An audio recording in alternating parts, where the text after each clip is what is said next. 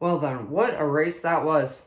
The Hungarian Grand Prix in 2020, second final race of the 2020 season until we head into 2021 season. And the calendar has not yet been confirmed, but we have a sort of an idea about how it's going to look. But today, we have a lot of talking points for you. One is the red flag and why there was a red flag. It wasn't after a crash.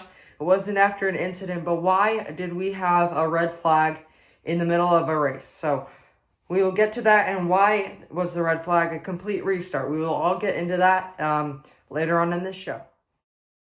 So then the first topic is the red flag. Why there was a red flag? It was because a few drivers retired from the race unnecessarily. There was an incident with a certain driver that I do not want to dispose his name at the moment because it's still a sensitive subject for most of the other drivers.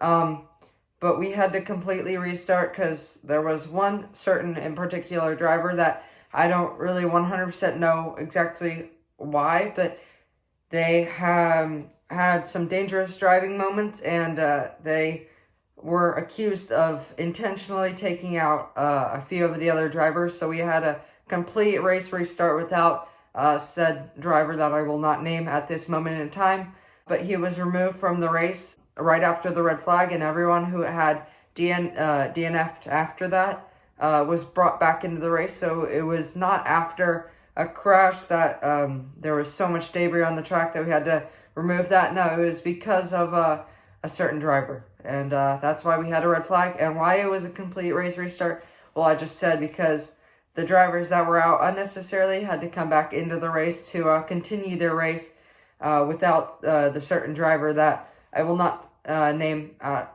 this moment in time. My next topic.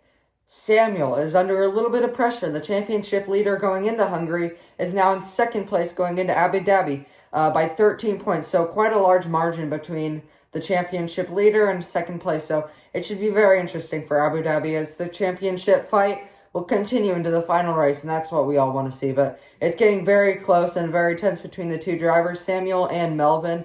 As Melvin won today, Samuel did not get the best race and got outscored by 13 points by, 14 points actually got outscored by Melvin. And Melvin, going into the Abu Dhabi, is leading the championship, and I'm sure that he's a little bit more relaxed than he would have been if things didn't go his way today.